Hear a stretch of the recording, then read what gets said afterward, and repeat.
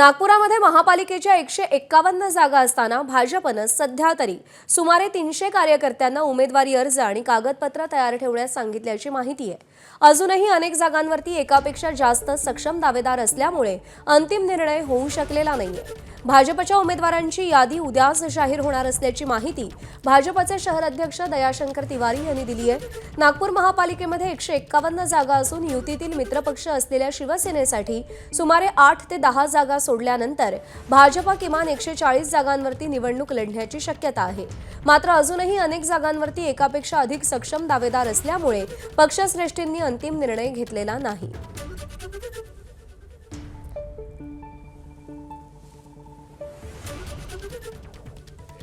ते उमेदवार आम्ही उद्याच डिक्लेअर करणार। पण आता काही जणांना फोन सुद्धा गेल्याची माहिती आहे। फोन पेपर सगळ्यांना तयार करण्यासाठी जवळपास 300 लोकांना आमचे 1652 लोकांनी तिकीट मागितली आहे, तर नाराजी असणार हे संभाव्य गोष्ट आहे।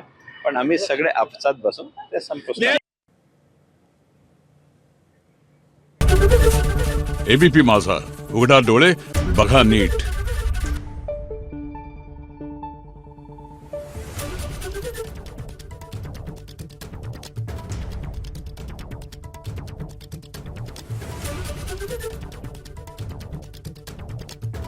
Thank you.